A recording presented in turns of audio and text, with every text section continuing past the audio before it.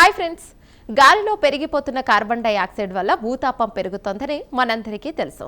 అయితే ఇప్పుడు శాస్త్రవేత్తలు ఒక వినూత్న ప్రయోగం చేశారు. మనకు హాని చేసే ఆ గాలిని ప్లాస్టిక్ తయారీకి అలాగే ఇతర మెటీరియల్స్ కు వాడే మిథనాలుగా మార్చేస్తున్నారు. కాలుష్యం నుండి విలువైన ముడి పదార్థాన్ని తయారు చేసే ఆ వింత ఆవిష్కరణ ఏంటో ఇప్పుడు చూద్దాం.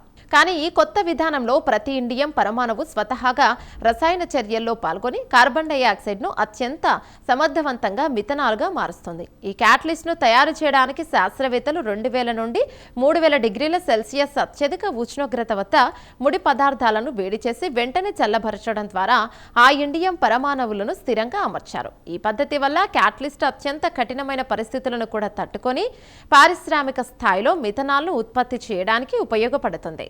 ఈ ప్రయోగంలో తయారయ్యే మిథనాల్ను professor Perez chemistry Swiss army knife అని పేర్కొన్నారు. మిథనాల్ అనేది ప్లాస్టిక్స్, పెయింట్స్ ఇంకా ఇతర ముడి పదార్థాల తయారీలో ప్రాథమిక వనరుగా పనిచేస్తుంది. గాలిలోని కార్బన్ డయాక్సైడ్ ను పీల్చుకొని ఇలాంటి విలువైన వనరుగా మార్చడం వల్ల వాతావరణంపై భారం తగ్గే అవకాశం ఉందని శాస్త్రవేత్తలు వివరిస్తున్నారు. ఈ కొత్త సింగిల్ ఆటమ్ డిజైన్ వల్ల అణువుల మధ్య రసాయన చర్యలు ఎలా జరుగుతున్నాయో నిశితంగా గమనించే వీలు కలిగింది.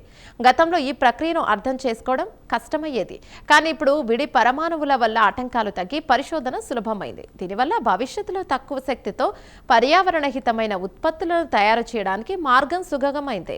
కార్బన్ డయాక్సైడ్ ను పారిశ్రామిక వనరుగా మార్చే ఈ విధానం భవిష్యత్తులో మరిన్ని మార్పులకు దారితీస్తుందని శాస్త్రవేత్తలు భావిస్తున్నారు. ఈటీహెచ్ జ్యూరిచ్ శాస్త్రవేత్తల ఈ కృషి వాతావరణ కాలుష్యాన్ని తగ్గించడంలో ఒక ముఖ్యమైన అడుగు కాబోతుంది.